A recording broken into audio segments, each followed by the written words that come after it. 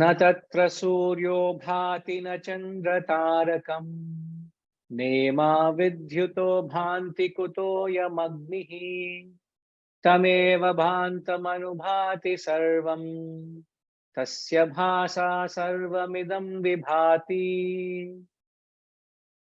न तत्र सूर्यो भाति न चन्द्रतारकम् नेमा विद्युतो भान्ति कुतोऽयमग्निः तमेव भान्तमनुभाति सर्वम् तस्य भासा सर्वमिदं विभाति. There the sun does not shine, nor moon, nor stars, nor do the lightning.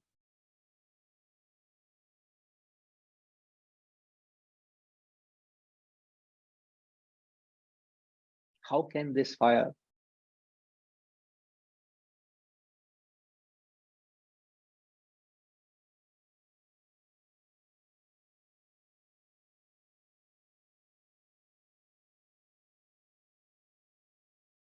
Kutah. Kutah means how? Agni. Kuta Agni. Now, obviously, you will understand the mantra is talking about the ritual of giving arati. You know, in a temple, you give arati. That's the moment this mantra is chanted. When he shines, everything shines after him. By that light, all this shines.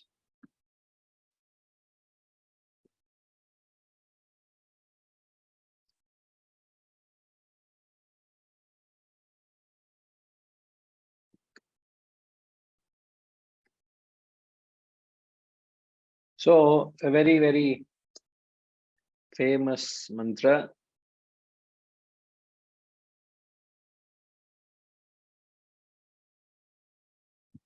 As I said, this mantra is chanted while the pujari is doing the arati.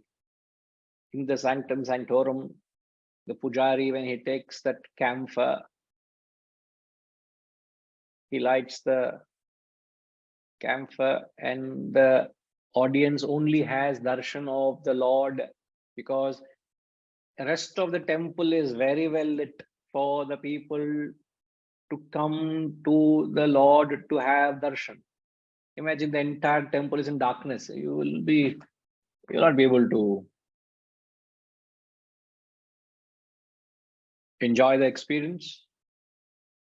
But having lit up the temple very well, the sanctum sanctorum is intentionally kept dark. In fact, the deity also is black in color. Traditional Orthodox temples, I'm saying, the stone, the statue, the idol is black in color. The sanctum sanctorum is kept dark. The only light that is there is a pilot lamp that is lit all the time. So the pujari, even before you come to that point, as you all, I don't know whether you are aware, around the sanctum sanctorum, there are three layers, or three like vestures, you can say, three layers. So you have to cross the three layers before you even come to the sanctum sanctorum. The outermost layer, three enclosures, you can say, you do three pradakshinam, isn't it? You go around 3 times. So the outermost pradakshinam, the outermost enclosure is open to the sky.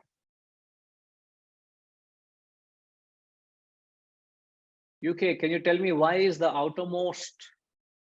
I'm taking Orthodox temples. Huh? Modern temples don't follow any of this. So the outermost enclosure is open to the sky. Why? Guruji, is it to signify the vastness or the of Brahman Tattvam? Is it because of that? Does it signify that? What does it signify? I'm sorry. The large extent of Brahman where there is no unlimited. The entire temple. Yeah, First of all, what does a temple symbolize? is the abode of Brahman, Guruji. Whole temple? Whole temple, yes. No. What Or does a the, temple symbolize? The entire temple is is the constructed the way you are constructed. A temple symbolizes a human being.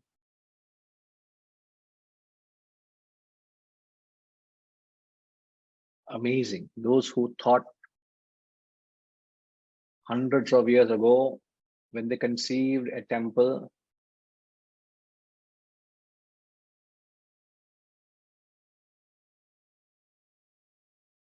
they understood the human constitution, and the temple represented a human being. So the outermost layer is exposed to the sky. The outermost layer in a human being is the world around. Guruji. What are the three bodies a human being is constituted of?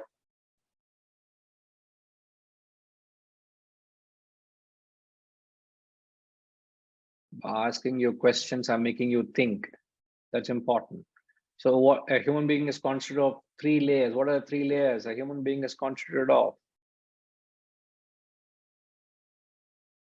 The body,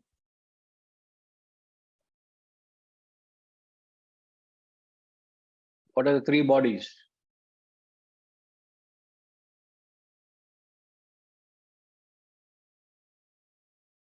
it is not the Swadhyaya பண்றீங்களா? பண்றதில்லை Guruji. Present, no. Book start பண்ணுங்க. Book வந்துருது இல்லையா? That should be something to enthuse you to every day. I would read one question, two questions. The sadhana should go on. It's like me telling you to run a marathon and you have not exercised for 2 years. Huh? Yeah. That is the situation you are in now, because you are not doing that early steady. True, Guruji. Or you're not doing it consistently enough. What happens is, Arey sir, Shivaji, I'm telling you to study early morning. Not while I'm doing the class, you're reading the book. Huh? Yenna sir adu? No. He's looking for answers now. Now, anybody That's can true, tell Guruji. me what are the three bodies? Lakshmi Ma?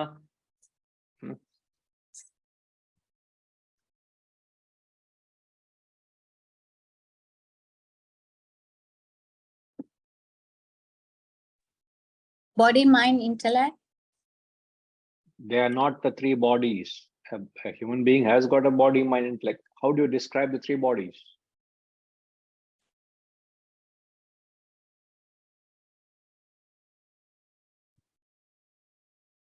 It is not air, water, earth, Ashama.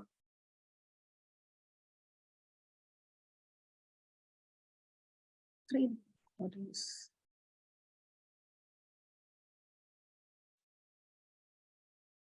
See the gross, subtle. Yes, it is the gross body, the subtle body, and the causal body. So the outermost layer exposed to the sky, which is our physical body, which is exposed to the world. The gross body is exposed to the world. So the outermost layer exposed to the sky symbolizes the gross body, which is exposed to the world. So you go beyond the gross body, one circle, then you go to the inner circle, which is sheltered, which is covered. So the inner layer, the second enclosure, symbolizes the subtle body. Most of them in a temple, where a traditional temple is constructed this way, usually have access only to the second enclosure. After that, they'll have to have a glimpse of the Lord from a distance. But some rare opportunities are there. People are given access to the third enclosure. So the third enclosure is the closest enclosure right near to the sanctum sanctorum. So there is the innermost enclosure. The third enclosure refers to the causal body. So the two enclosures, enclosure 2 and enclosure 3, are covered. gross body, subtle body, causal body. And one who goes through the three pradikshanas, even you have to do that to come to the point where you actually stand in front of the Lord to actually have the darshan. So having crossed the gross, subtle, causal bodies, what do you see? Oh, the deity is in black. The sanctum sanctorum is dark. Intention. It's not that the deity is made with white marble. No, it is made with a black stone.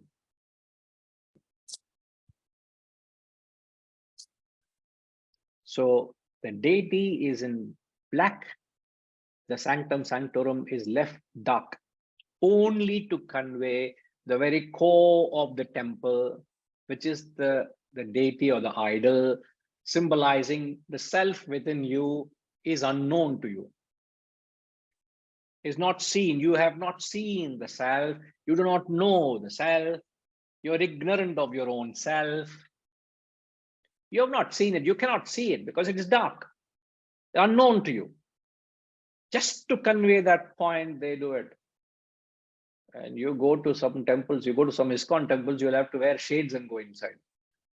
It's like a discotheque inside. Everything's glittering. Gold and diamonds and spotlights and shining lights and floodlights. Yeah, come on, don't destroy the sanctity of how a temple should be constructed. Just because you are able to collect millions of dollars, you will just do it in pomp and glory. Even I have nothing against anybody, please. I'm saying how traditionally a temple should be constructed. Even nowadays, you go to certain temples, Akshardham and all, what amount of glory, what amount of, they bring the best of marble from all over the world, the best of architects, and they pump in millions of dollars and construct their institutions in acres and acres of land. What are you doing? Fundamentally, you're going against tradition. How a temple should be constructed. It becomes a tourism spot. If somebody is visiting that city, oh, we should visit Akshardham, we should visit this temple. Is that how a temple should be? It's not a tourist spot, for God's sake. Somebody must put sense to them. Don't destroy tradition. What if at all you want to do something, follow tradition? Nah? Why do you go against it? I'm not against what they're doing. I'm only saying how you're not upholding tradition. Why should I be? I have got nothing against anybody, please. But I'm trying to tell how the Shastras are given us. The least you can do is follow them. Not set your own pattern and standard. Now, the deity has to be black. The sanctum sanctorum has to be black, dark.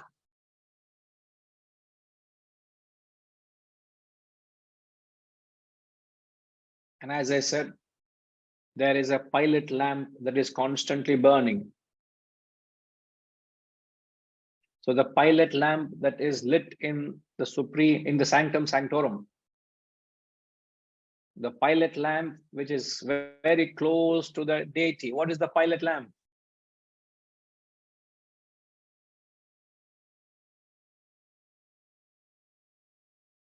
You need to think all this thing, because every day in and day out you go through this. If you don't know what you practice, how will you imbibe what you're practicing? If you don't know what you're practicing, it becomes a mechanical ritual. Knowledge without understanding is mechanical, meaningless exercise. But once you do it with a meaning, it has a meaning in your life. It adds a value to your life. It uplifts you. Otherwise, it's a routine, mechanical ritual. The self is the deity, Lakshmi Ma. Next to the deity, at the feet of the deity or the feet of the Lord, there is a pilot lamp. Pilot lamp is not the self. The pilot lamp is kept 24 hours. It never dies. The flame never dies. From the pilot lamp, the camphor is lit. But what is the pilot lamp? Hariji, what is a pilot lamp?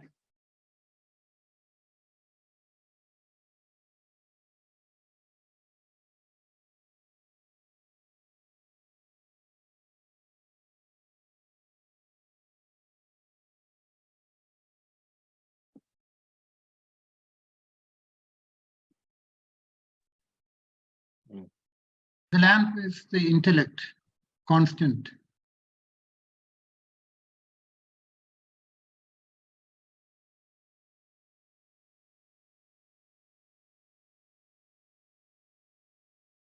How Could can you say hear the me? Yeah, I can hear you. No, I'm just trying to process what you're saying. There is the The l- consciousness, which is the deity, and there's a lamp Yeah. which is constantly lit, sir. Now here we are trying to develop our intellect. How can you say the intellect is always there? Intellect is not always there. You have 10% intellect, I have 5% intellect. We are trying to develop our buddhi and intellect, which is a product of wisdom. So how can you say But the lamp is the intellect? that is the subtle intellect which is directing towards the highest.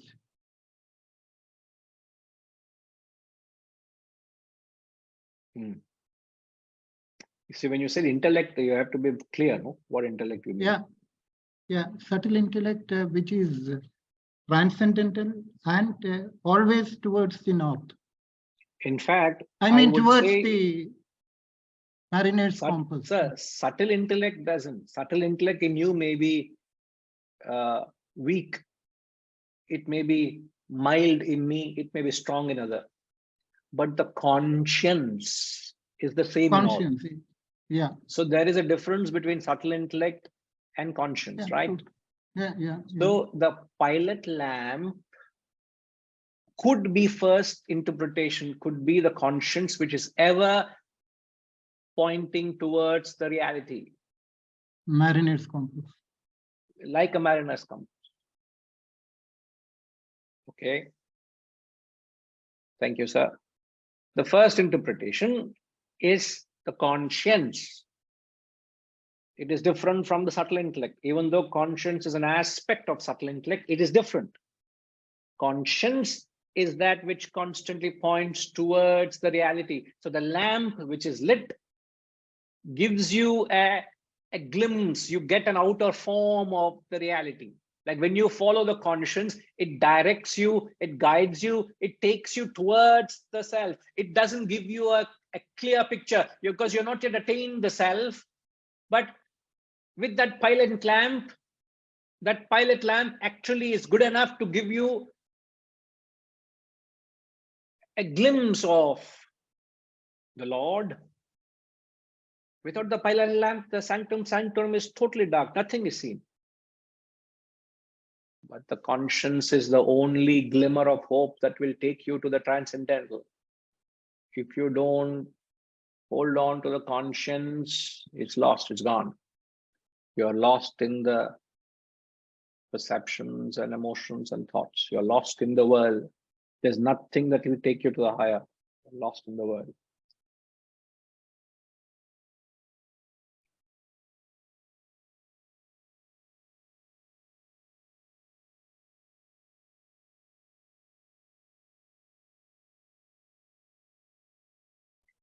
And the second interpretation, what can be the second interpretation?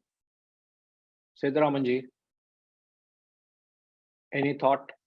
What would be the second interpretation? I'll give you a cue. Huh?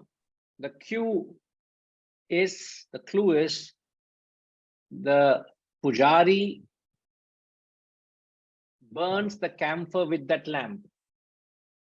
They don't use a matchstick. The only source of light is the pilot lamp. So the pujari lights the camphor with that lamp, the pilot lamp.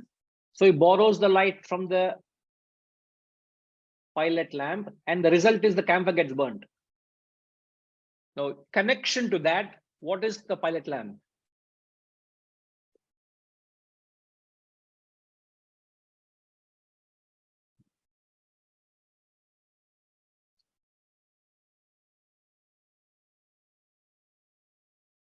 Sidhuji, can you tell me what does the camphor symbolize?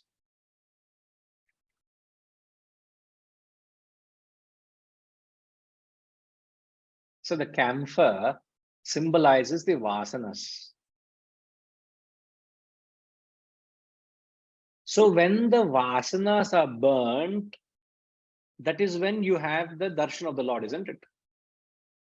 That's the reason we all touch the arati to bless ourselves, to get the darshan of the Lord, to seek the blessings. You touch the arati. So the camphor is the vasanas. Vidya is removed. Avidya is removed. So when the vasanas are burned, that is when you get the experience of the Lord. Man minus vasanas equals reality. So having the darshan, your whole objective of going to a temple is to see the Lord. And when do you actually see the Lord? Only when the camphor is burnt. Camphor means vasanas. So when you have burnt your vasanas, you will have the glimpse of realization. You attain self-realization when the vasanas are burnt. That is what is being conveyed. Vasanas get burned by wisdom. So what is that lamp? It could be that wisdom or the knowledge that is always within you.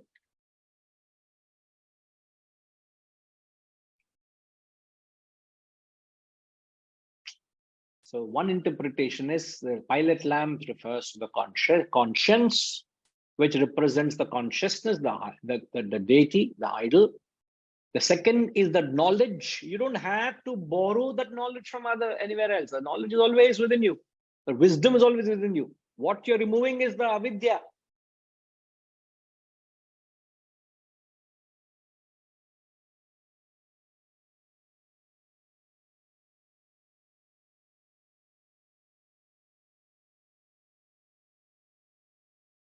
So when the camphor, the camphor, vasanas is derived, the root of vasanas is vas, means fragrance.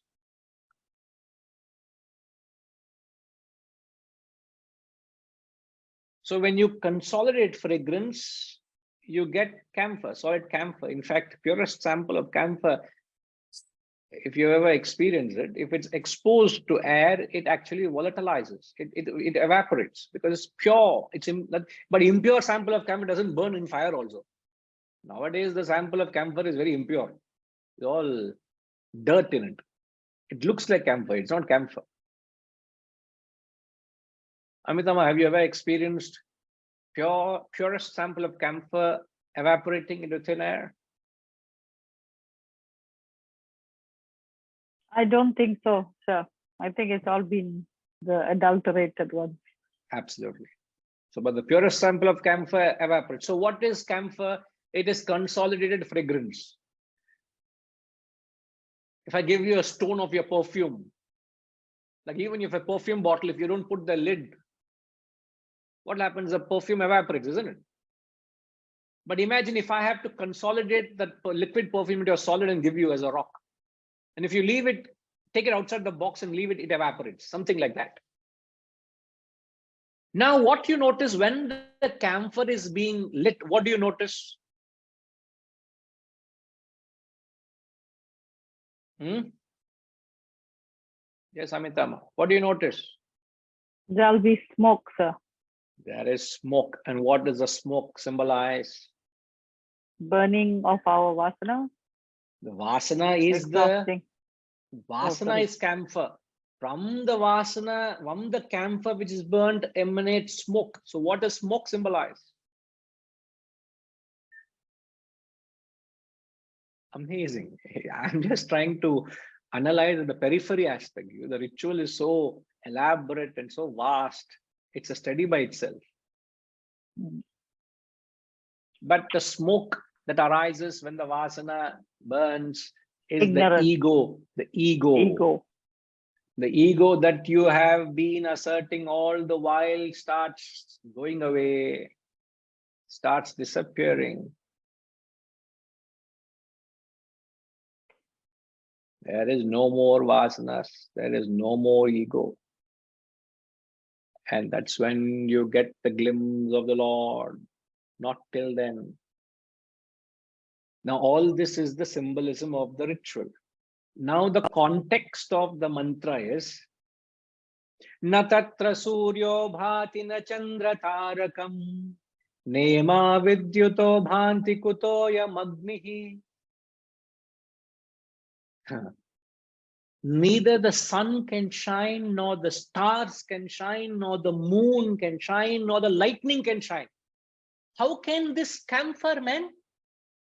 How can this small, inconspicuous, insignificant light arising from a camphor lit you? It cannot lit you because the mighty sun or the moon or the stars, even the lightning can't shine you.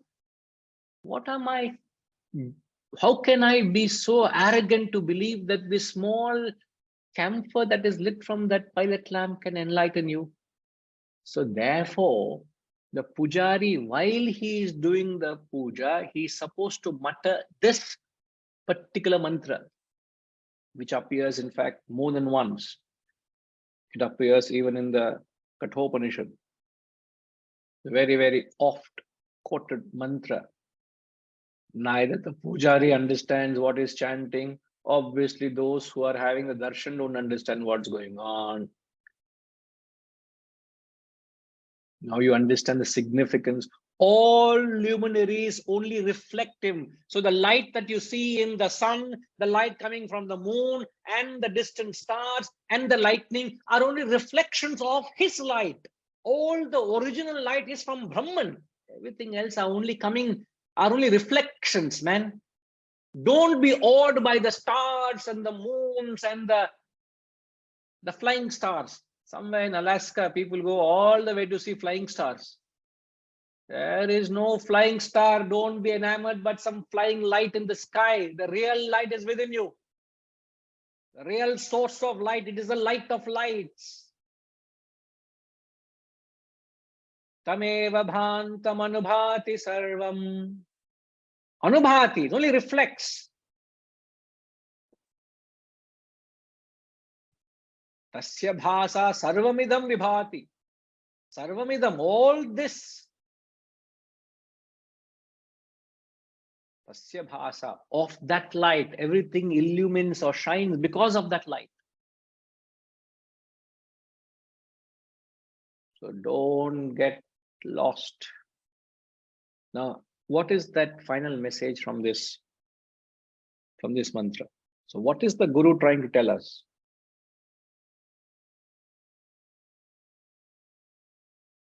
What is the message?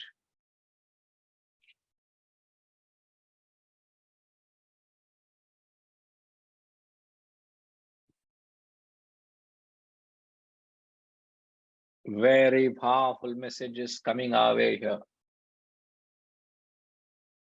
What is the message the Guru is giving us?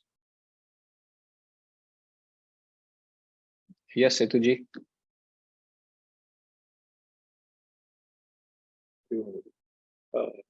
Brahman alone is real. Everything is perishable. He is How is that message connected to the context of the mantra? He is not talking of unreal Brahman, unreal vis-a-vis the real Brahman. He is the only enlivening force, illuminating every being, every material. Yes, you can say that. He is the enlivening source. Nothing else is as enlivening as Brahman. Okay. Any other message? Amitama?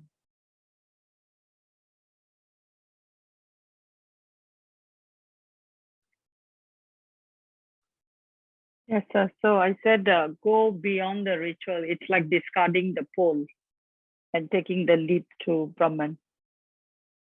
Don't get caught up in the mere rituals. That's the message. People just get caught up in the mere rituals. Don't get involved in the ritual. That's the message. To all those who are completely enmeshed in performing the ritual, grow out of it. Get out of it. No point just doing for the sake of doing and appeasing yourself. Don't get caught up in tradition. That is not going to help you. So the fact that this mantra is chanted, it is a knock on your head. Man, you fellow, realize what can this arati? Is that all significance of you going to a temple? It's only symbolic, man. Don't just get caught up in the feel of it. Oh, I feel good. Nice darshan I had. So what? Right after that, did you not bribe the pujari for getting the special prasad? Huh? Did you not bribe the pujari to get special darshan? Oh, I got VIP darshan. Why do you have to go VIP darshan? You want to have the darshan of the Lord? Let it stand in the queue and wait, man. Why should everybody else wait and then you go and get a special darshan? You know how I see how people curse these VVIPs when they come to these temples. They're standing there for 20 hours, 25 hours, 30 hours, and a VVIP, a celebrity, walks in and has darshan and walks out. What sort of a attitude is that? Even you stand in front of the Lord, nobody is less or more important. All are the same.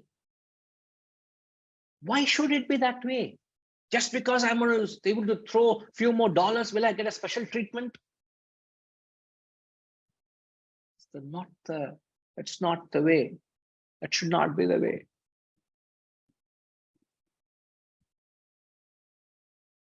So the message is, the ritual is only an idol.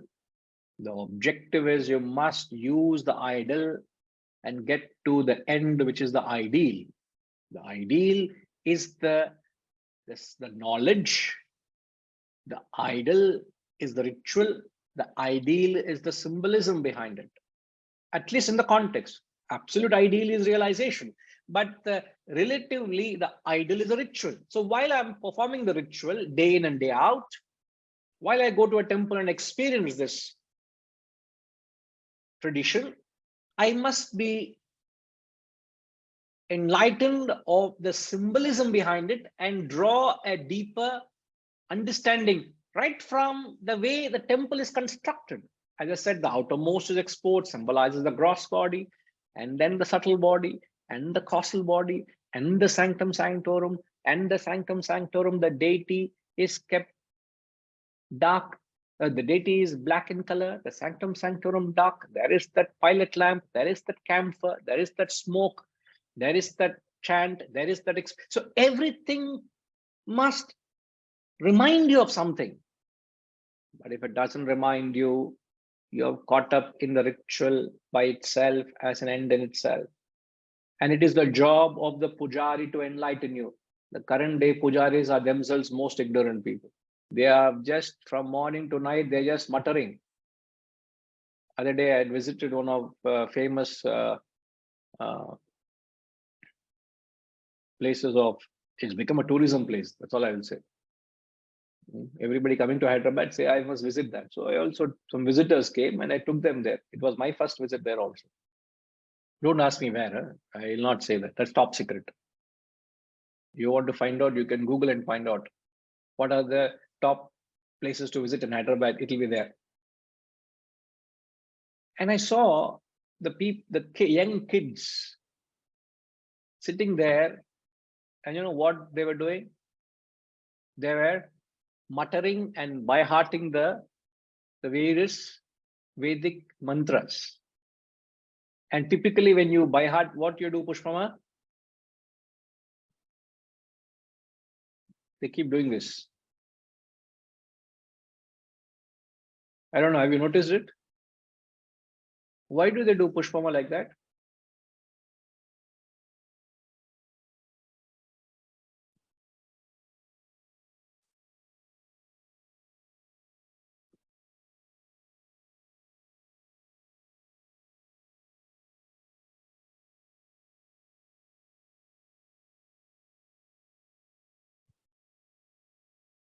Hmm.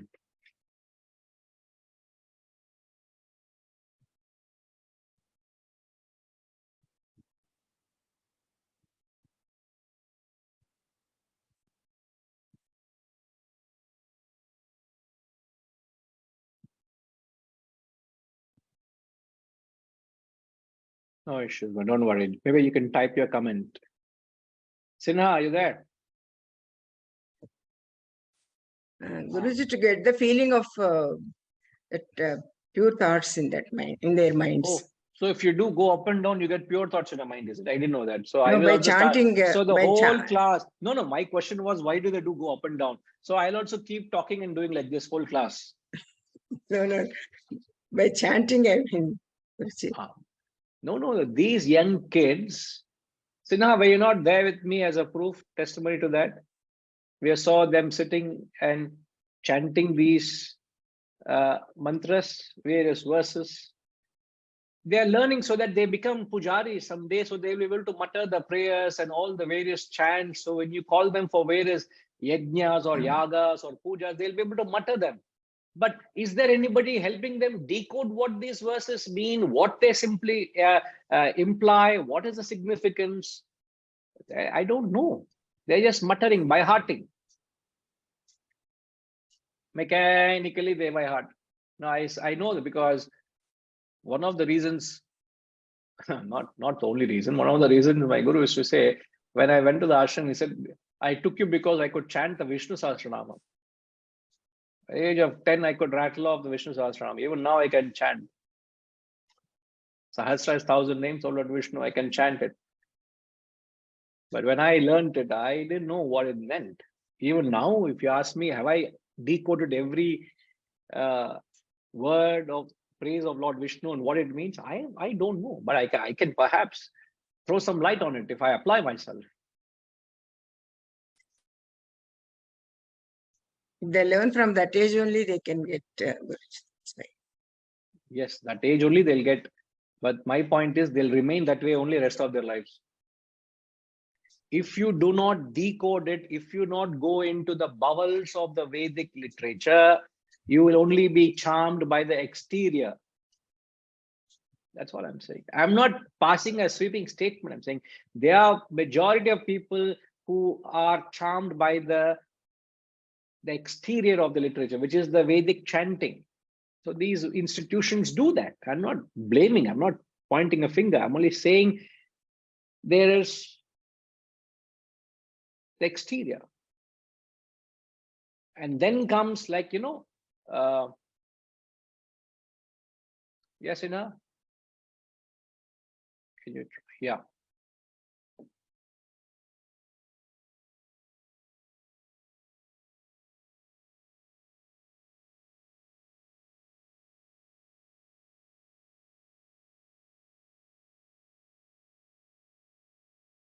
Amitabh, whole day is talking, ma. I tell you, I get headache when I'm with Sinha. So let him be quiet now. I just found out that I've been allowed to be unmuted. Quickly mute him again. Yes, sir.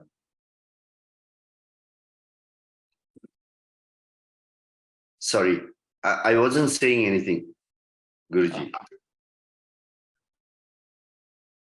We are very happy. I'm very happy with that, sir.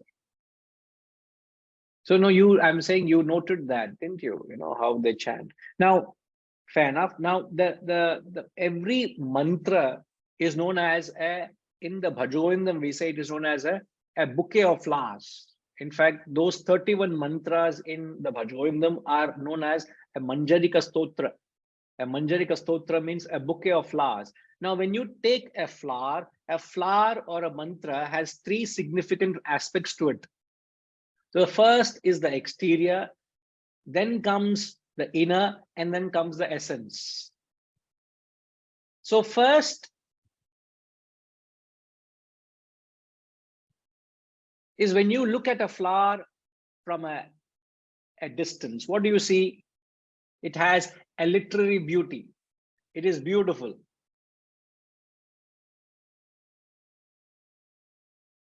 You come closer to the flower, there is the fragrance.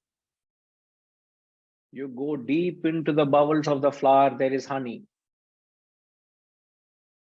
So every mantra is compared to a flower. A mantra, when you chant it, it has a literary beauty. It is beautiful, it's enchanting, it is very invigorating, it's inspiring, it elevates you, it has an aura. Even other day when we went to the yajna, Sinaji, Pushpama, you were there, when we went to the homam, these pujaris were chanting in that high pitch, in that cohesive voice. It lifts the whole place. It has an aura, it has a feeling, but that's just the exterior. That in fact, I could very well relate to, because they were chanting some of these mantras in the prayers that they were doing. They were chanting Vedic mantras, but they were just chanting. Chanted in the right way, it has a very powerful international effect. In fact, they say that these mantras were chanted in its profundity and in its original authority, which chanted, it cures diseases also.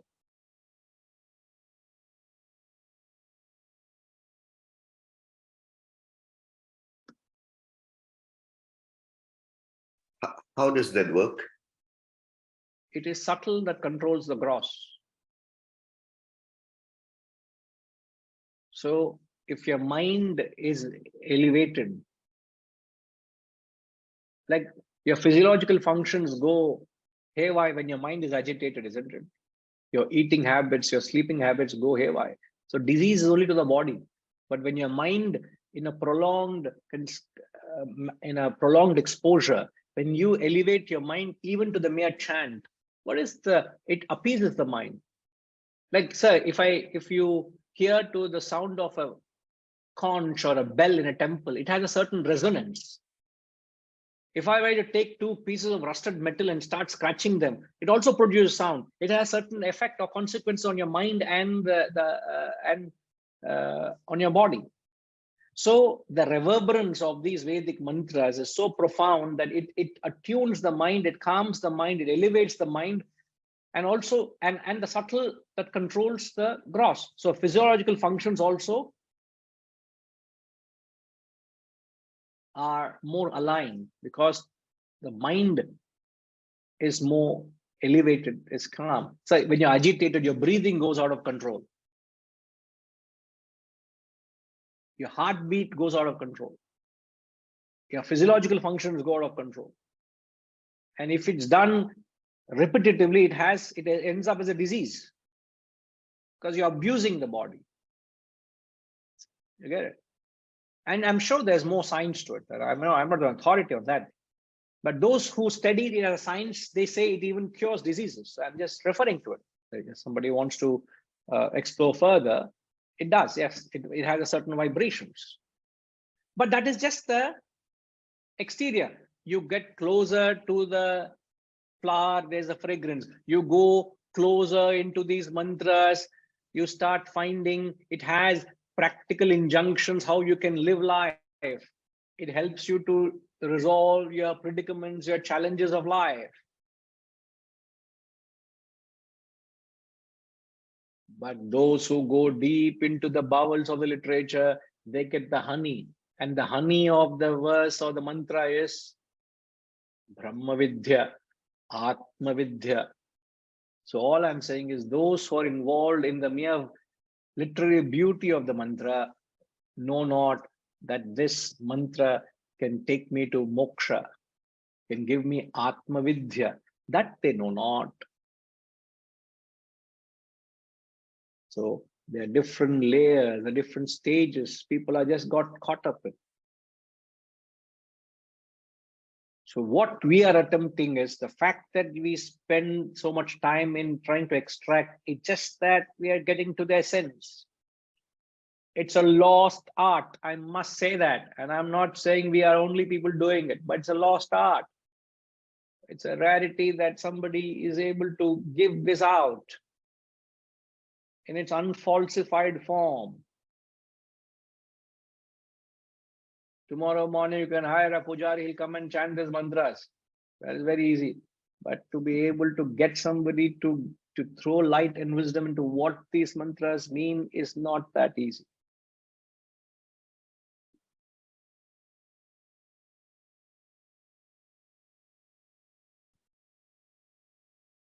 So the message is, Use it as a means to an end. Don't get caught up in it.